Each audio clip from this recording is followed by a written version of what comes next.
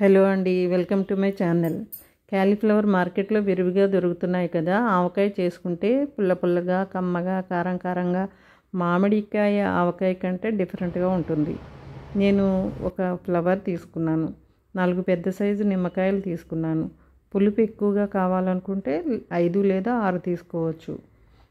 First పురుగులు ఉన్నాయేమో చూసి చిన్నగా కట్ చేసుకోవాలి. మంచిగా వాటర్లో కడగాలి. వాటర్ స్టవ్ మీద హీట్ చేసి క్యాలీఫ్లవర్ పీసెస్ వేసి 2-3 మినిట్స్లో తీసివేయాలి. వాటర్ లేకుండా స్ట్రెయిన్ చేసి మంచి బట్ట మీద ఆరబెట్టాలి. ఫ్యాన్ గాలికి కానీ ఎండకు కానీ ఆరబెట్టుకోవచ్చు. తడి పూర్తిగా పోయాక ఒక గ్లాస్ తీసుకుని కొలుసుకోవాలి. నాకు ఈ ఫ్లవర్కి 4 గ్లాసుల ముక్కలు వచ్చాయి. 2 స్పూన్లు మెంతులు, 2 స్పూన్లు జీలకర్ర, 3 స్పూన్ల ఆవాలు తీసుకోవాలి. ఫస్ట్ స్టవ్ వెలిగించి కడాయి పెట్టి వేడి అయ్యాక మెంతులు వేపాలి. అవి వేగుతుండగా ఆవాలు, జీలకర్ర వేసి దోరగా వేయించి ప్లేట్లోకి తీసుకోవాలి. అవి చల్లారాక మిక్సీలో వేసి పౌడర్గా చేసుకోవాలి. 2 వెల్లుల్లిపాయలు పెద్దవి తీసుకుని పొలిచి ఆ రెబ్బలు మిక్సీలో వేసి కచ్చాపచ్చాగా దంచుకోవాలి. అదే కడాయిలో కొంచెం ఆయిల్ వేసి క్యాలీఫ్లవర్ ముక్కలు లైట్గా వేపాలి. ఇలా వేపితే పచ్చడి నిలువ ఉంటుంది. కొంచెం కొంచెంగా వేసి వేపాలి.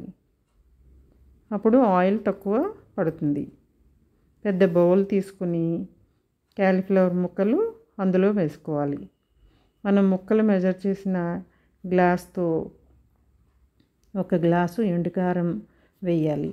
కారం ఘాటు ఎక్కువగా ఉంటే గ్లాసుకి 3 వంతులు కారం, బ్యాలెన్స్ పావు వంతు సాల్టు, మనం మిక్సీ పట్టిన మెంతులు, ఆవాలు పౌడరు, దంచిన వెల్లుల్లి రెబ్బలు వేసి బాగా కలుపుకోవాలి. 1 గ్లాసు ఆయిల్ కూడా వేసి కింద నుంచి పైకి మొత్తం కలపాలి. నాకు బౌల్ సరిపోలేదు, వేరే బౌల్లోకి మార్చుకున్నాను.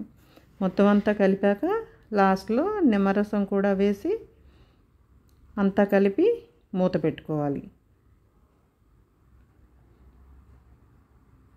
మర్నాటికి ఆయిల్ పైకి వస్తుంది. ఒకసారి మూత తీసి చూసి మొత్తం అంతా కలిపి ఉప్పు సరిపోకపోతే మీ టేస్ట్కి తగ్గట్టు కలుపుకొని వేరే డబ్బాలోకి మార్చుకోవాలి.